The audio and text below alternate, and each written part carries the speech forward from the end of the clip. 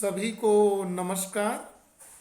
मैं डॉक्टर शिवाकांत पाठक आप सबके सम्मुख सत्य, न्याय और धर्म की प्रयोगशाला में आपका स्वागत करता हूं और ऐसा करते हुए मैं अपने आप में आपकी उपस्थिति को महसूस कर पा रहा हूं। आज मैं यूनिवर्सल ह्यूमन वैल्यू के तृतीय सोपान के कोर्स मध्यस्थ दर्शन के 5वें लेक्चर को लेके उपस्थित हूँ, जिसमें मैं आप लोगों के सम्मुख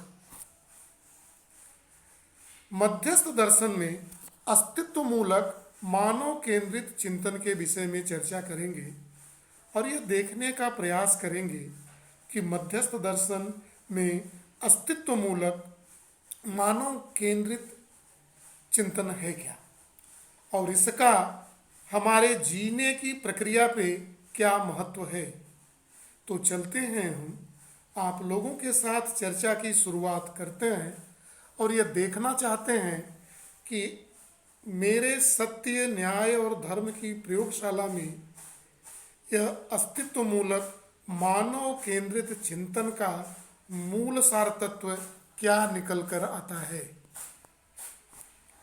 इस चर्चा की शुरुआत में जब हम चलते हैं तो देखते हैं कि जो भी है इस ब्रह्मांड में, जो सत्य है, जो इस प्रकृति का सिद्धांत है, उसमें कोई बदलने वाला नहीं है। न तो वो मेरे कहने से बदलेगा, न आपके कहने से बदलेगा, न मेरे चिंतन से बदलेगा, न आपके चिंतन से बदलेगा। और किन्हीं भी परिस्थितियों में ये यूनिवर्सल है, यह समय के साथ भी बदलने वाला नहीं है, चाहे इस सत्य को हम समझे या न समझे। दिक्कत यही होगी न समझने में कि दुख का भागीदार हम बनेंगे, क्योंकि जब इस समाज की इस अस्तित्व को हम सही सही रूप में समझ नहीं पाएंगे तो इसके साथ हम जी कैसे पाएंगे। इसलिए जो सत्य है वह अटल है। जो प्रकृति का नियम है कि इस प्रकृति में मैटर है, मैटर के 4 फॉर्म हैं। पदार्थ की अवस्था है, मटेरियल ऑर्डर है, प्राणिक ऑर्डर है, एनिमल ऑर्डर है और ह्यूमन ऑर्डर है। और उसका एक दूसरे से अपना संबंध है और एक सही नियमों के आधार पे पूरा सिस्टम चलता रहता है। उनके अपने संबंध है और संबंधों में जीने से ही मानव लक्ष्य की प्राप्ति हो सकती है, चाहे इस बात को समझे या न समझने या न समझने से हमारे जीवन में कोई फर्क पड़ने वाला नहीं है। लेकिन जब हम इन चीजों को समझ लेते हैं, फर्क नहीं पड़ता है और फर्क पड़ता भी है। फर्क क्या नहीं पड़ता और फर्क क्या पड़ता है, इनके समझ अगर हम समझ लेंगे और उसके अनुसार जिएंगे नहीं, तब भी कोई फर्क नहीं पड़ेगा। समझने का कोई मतलब नहीं, लेकिन जब हम समझ के उसमें जिएंगे और जीने के बाद सुख की प्राप्ति करेंगे, तभी मेरे जीवन में फर्क पड़ेगा। मेरे कहने का आशय यह है। और जब हम समझ जाते हैं प्रकृति के नियम को, प्रकृति के सिद्धांत को, सत्य को, जब हम सत्य को समझते हैं तब संबंधों में हम न्याय कर पाते हैं। और न्याय करने के लिए इन चीज़ों को हम धारण कर लेते हैं, वही हमारे लिए धर्म हो जाता है। तो इसको जानने और समझने के बाद जब लोगों के साथ जीते हैं हम, तो हमें कई लोगों का इस जीने की प्रक्रिया में सहयोग मिलता है। और सहयोग मिलता है तो जब हम जीने चलते हैं तो इस जीने की कड़ी में कभी कभी जिन लोगों के साथ ये अस्तित्व है, क्या एग्जिस्टेंस क्या है, उसको जीने का प्रयास किया, समझने का प्रयास किया, जीने का प्रयास किया और उसमें सफलता पाई। हम जब हम पाते हैं तो हम ये देख पाते हैं कि इस अस्तित्व को समझने में, सत्य को समझने में यह है क्या। इसका नियम क्या है, इसमें कई लोगों का हमको प्रत्यक्ष और अप्रत्यक्ष रूप से हमको इसका सहयोग मिलता दिखाई देता है। तब जब हमको लगता है कि इस प्रकृति में मटेरियल ऑर्डर भी हमको कुछ सिखाता है, प्लांट ऑर्डर भी कुछ सिखाता है, पेड़ पौधे भी सिखाते हैं, जीव जंतु भी सिखाते हैं, और मानव जो सबसे बड़ा मेरा सहयोगी है वह भी मुझे सिखाता है, तब हम इसके बाद ऐसा जीते हुए मेरे अंदर नेचुरली स्वाभाविक रूप से उनके प्रति ग्रेटिट्यूड कृतज्ञता का भाव जागृत आ जाता है। ठीक है, तब जब मेरा लोगों के प्रति कृतज्ञता का भाव जागृत हो जाता है तो हम ऐसे सभी लोगों का जो मेरे समाज में जीने के लिए मेरा प्रत्यक्ष और अप्रत्यक्ष रूप से सहयोग करते हैं उनके प्रति मुझे वंदन और नमस्कार का भाव, कृतज्ञता का भाव, प्रेम का भाव जागृत हो जाता है, अपने आप स्वाभाविक रूप से पैदा हो जाता है। यह कहीं से लाने की जरूरत नहीं पड़ती है। और जब हम मानव के साथ संबंधों में जीते हुए किसी दूसरे मानव से कुछ भी हमको सहयोग मिला और उसके प्रति कृतज्ञता का भाव जागृत हो जाता है, तो इस कृतज्ञता के भाव में गौरव, और गौरव के भाव से मेरे अंदर सरलता, सरलता से सहजता, और सहजता से सहअस्तित्व, और सहअस्तित्व के लिए कृतज्ञता का भाव। देखें कैसे हम कृतज्ञता से, जब किसी के प्रति कृतज्ञता का भाव जागृत होता है तो खुद ही मैं गौरव में आ जाता हूँ, और जब मेरे अंदर गौरव होता है तो सरलता अपने आप पैदा हो जाती है। ये मेरा मूल स्वभाव है। और सरलता से सहजता, और सरलता से गौरव से सरलता, सरलता से सहजता, और सहजता से सहअस्तित्व, कि एक दूसरे के साथ मिलजुल के ही जी सकते हैं। हम अपने शरीर के साथ सहअस्तित्व में हैं, लोगों के साथ सहअस्तित्व में, और इस ब्रह्मांड में जितने भी इकाइयां हैं, मटेरियल्स हैं, उन सब के साथ मैं सहअस्तित्व में जीता हूँ। तब मेरे अंदर कृतज्ञता का भाव अपने आप जागृत हो जाता है। देखिए, इस सत्य को समझना, देखना, जानना और समझना, और इसके विज्ञान को समझना, प्रकृति के नियम को समझना ही यह फिलॉसफी है, दर्शन है, मध्यस्थ दर्शन है, सहजता है, सरलता है, और ये आज के लिए समसामयिक भी है। दरअसल जब तक हम प्रकृति के नियम का मौलिक रूप नहीं समझ पाएंगे, मैं क्यों यहाँ हूँ, किस लिए यहाँ आया हूँ, क्या मेरी जरूरतें हैं, प्रकृति के सिद्धांत क्या है, पेड़ कैसे पैदा होता है, क्यों पैदा होता है, इसकी क्या जरूरत है, पहाड़ क्यों हुआ, मानव क्यों है, कैसे हम जी सकते हैं, कैसे सुखपूर्वक जी सकते हैं, प्रेम से जी सकते हैं या घृणा के भाव से जी सकते हैं। जब मानव मानव संबंधों में हम घृणा के भाव में होते हैं तो क्या मेरा बॉडी का मैकेनिज्म और मेटाबॉलिज्म सही रहता है क्या?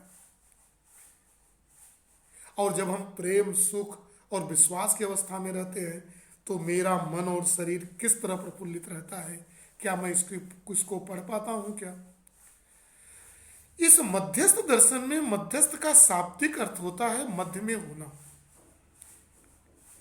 न किसी पक्ष में न किसी विपक्ष में, पक्षपात रहित।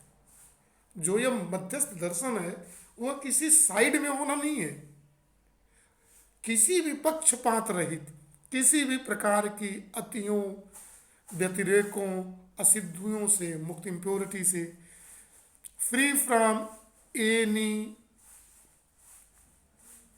Type of wrong concept inside. किसी भी तरह का कोई भी कॉन्सेप्ट हमारे दिमाग में नहीं होना चाहिए, किसी प्रकार का वायसनेस, किसी भी प्रकार का एक्सेशन, डाइवर्जन, इम्प्योरिटी नहीं होना चाहिए। इसलिए इस दर्शन को मध्यस्थ करने का आशय यही है कि वास्तविकताओं का यह विवरण किसी भी प्रकार के अतियों, व्यतिरेकों और अशुद्धियों से मुक्त है। किसी भी प्रकार के सिद्धांतों या किसी भी तरह के हम अशुद्धियों, अविश्वास, घृणा, प्रेम, किसी पक्षपात से हम मुक्त हैं। देखिए, इस चर्चा का मूल आधार जो है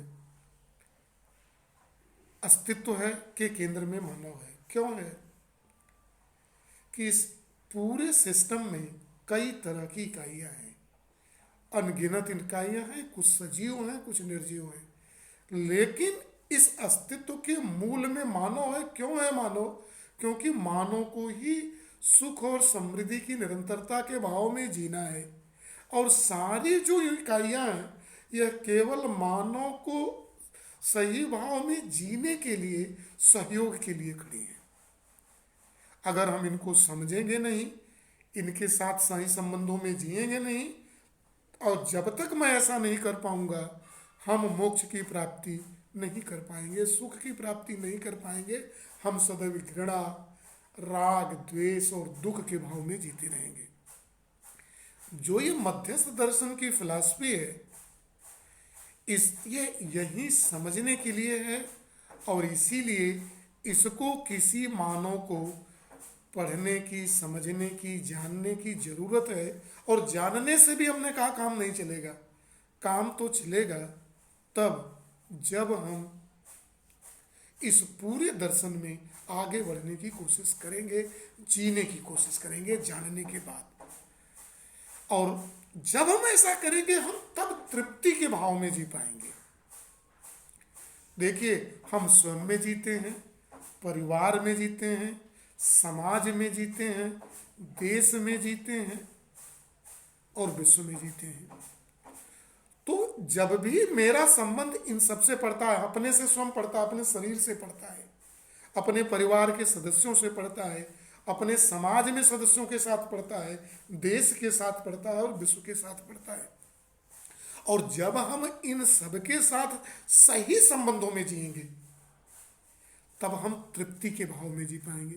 और जब हम तृप्ति के भाव में इन सबके साथ संबंधों में व्यवस्था पूर्वक जिएंगे, मानवीय व्यवस्था को समझेंगे और मानवीय व्यवस्था में वास्तविकता के आधार पर जीतेंगे, इमेजिनेशन, घृणा, जिसको कहते हैं प्री कंडीशनिंग के भाव में, मान्यताओं के भाव में नहीं जिएंगे, तब हम यहाँ जीने के लिए तृप्ति के भाव में, सुख और समृद्धि की निरंतरता के भाव में जी पाएंगे।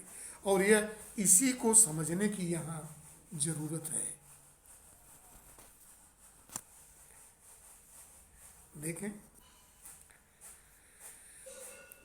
देखिए, जब भी हम इन सब की बात करते हैं तो ये सारे दर्शन कर रहे हैं कि हम मानव व्यवहार दर्शन का अध्ययन करेंगे कि ह्यूमन बिहेवियर क्या है। मानव के व्यवहार को समझना और उसके आधार पर जीना मध्यस्थ दर्शन का मुख्य आधार है। और यह जो है श्रद्धेय श्री ए नागराज जी, जो इस मध्यस्थ दर्शन के आज की परिस्थितियों के वाहक हैं, उनके द्वारा लिखा गया है। यह 1972 में इसका पहला संस्करण प्रकाशित हुआ था और वर्तमान में इसके 3 संस्करण हैं और इन तीनों संस्करण में 18 अध्याय है, जो मानव व्यवहार को समझने के लिए, जीने के लिए, समसामयिक परिस्थितियों में जीने के लिए इनके 18 चैप्टर्स हैं।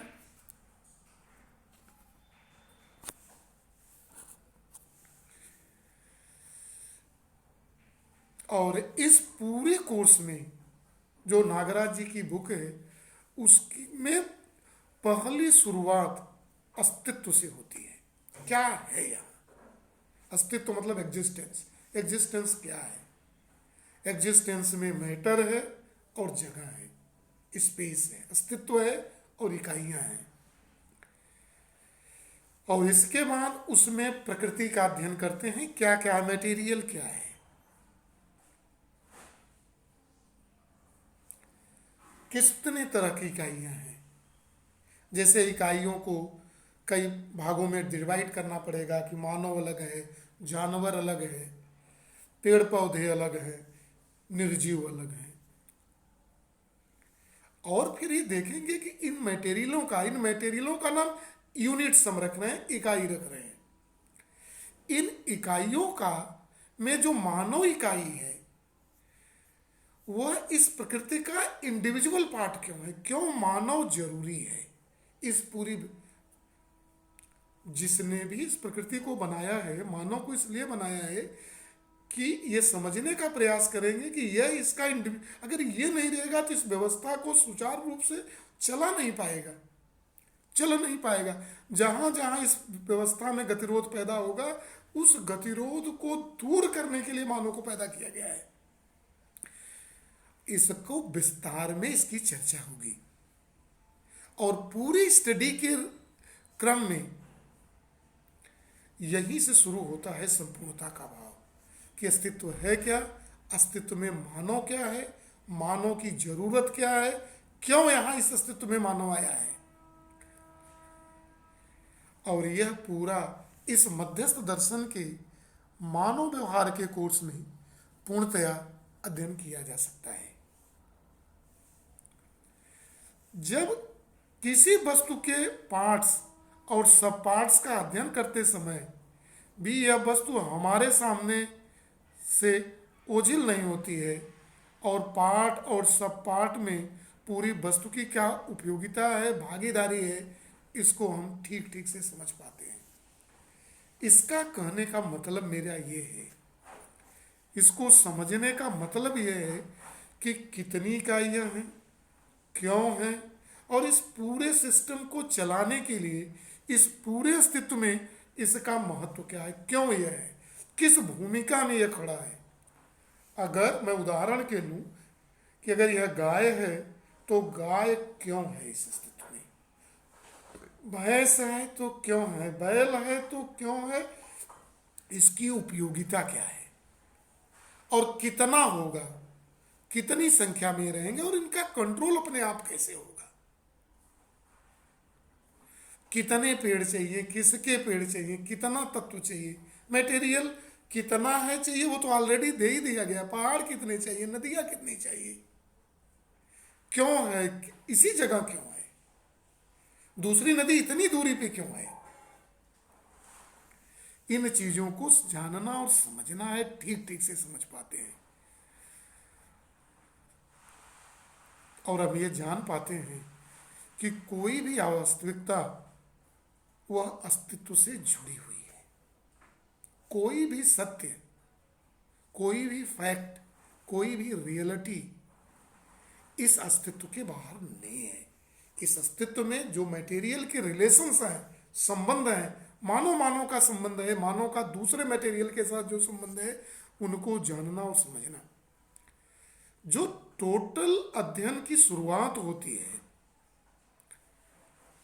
जिसमें इसमें कई भाग हैं, कई तरह से हमने कहा डिवाइड है, 4 पार्ट में करें, 5 पार्ट में करें, और उन पार्टों के भी छोटे छोटे पार्ट हैं कि अगर मटेरियल है तो मटेरियल को कितने पार्ट में डिवाइड किया गया, उसके पूरी जगह है तो पूरे कंडीशन को पूरे पृथ्वी पे कैसे डिवाइड किया गया, वो किस बेस पे डिवाइड किया गया, उस बेस में किन चीज़ों को रखा गया, भौगोलिक आधार पे रखा गया, भौगोलिक आधार पे रखा गया तो हर भौगोलिक परिस्थितियों में क्या नियम है, किस हिसाब से उसके पार्टों को मानो कैसे है, किसकी कैसी भूमिका है, कौन चीज किन भौगोलिक परिस्थितियों में क्यों पैदा होता है, कौन सा पेड़, कौन सा जानवर, इसकी उपयोगिता क्या है। तो जब पार्ट और सब पार्ट में बढ़ते जाएंगे तो इस मध्यस्थ दर्शन की फिलॉसफी में को गहराई से समझने की दिशा में हम नीचे उतर पाएंगे। और this is a process of study and it is useful for the point of view of clarity. यह पूरे पॉइंट की स्पष्टता के लिए, समझने के लिए जरूरी होता है कि हम पूरी चीजों को किस भाव में, कैसे स्पष्टता और सहजता और सरलता के भाव में हम देख पाएंगे। यह देखने वाली बात होगी मेरे लिए कि इन चीजों को हम कितनी गहराइयों से समझ पाते हैं। पूरे अध्ययन के क्रम में सबसे पहले जो ये चर्चा होगी, इसमें अस्तित्व के बारे में बात करेंगे, और अस्तित्व की बात करते करते हम प्रकृति की बात करेंगे, और प्रकृति की बात करते करते उसके एक भाव में मानव की बात करेंगे। अस्तित्व का एक पार्ट प्रकृति है और प्रकृति का एक पार्ट मानव है, तब मानव की बात करेंगे और मानव मानव संबंधों की बात करेंगे। और पूरे चर्चा में, पूरे कोर्स में, जिसमें मानव व्यवहार का हम अध्ययन करेंगे, बिना किसी के तरफ हुए इसके लिए जो भी विधि, नियम और प्रक्रिया लागू होगी, उसका हम पूरा पूरा ध्यान रखेंगे। In the process of studying of human being we will try to identify the human goal and understand the process and methodology to fulfil the goal. मैं पूरे प्रक्रिया में, पूरे प्रक्रिया में, जिस इस कोर्स को, इस चर्चा के 5वें लेक्चर में हम आपके साथ हैं, टोटल 42 लेक्चर को लेके, 42 लेक्चर को लेके आपके साथ आएंगे। इसमें सभी मानव लक्ष्य की प्राप्ति कैसे हो यह समझने का प्रयास करेंगे, और इसकी विधि क्या हो, मेथोडोलॉजी क्या हो, इसकी चर्चा करेंगे। देखें, ये जो अस्तित्व है, एग्जिस्टेंस है, इसकी अपनी विशेषता है, इसका नियम है। पृथ्वी है, सूर्य है, इसके चारों तरफ घूमती है। हम माने न माने, समझे न समझे, दिन रात और साल कैसे होता है, माने न माने, ये सत्य है।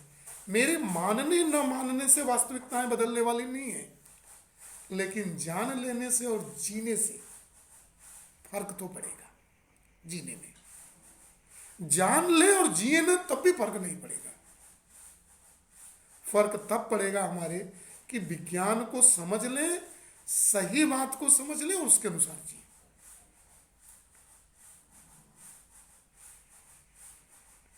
देखें, अस्तित्व की वो वास्तविकताएं जो मानव के साथ तृप्तिपूर्वक जीने में प्रधान रूप से जुड़ी हैं, उनका अध्ययन बारीकता क्रम में पहले उपयोगी है, या इस क्रम की कोई आवश्यकता नहीं है।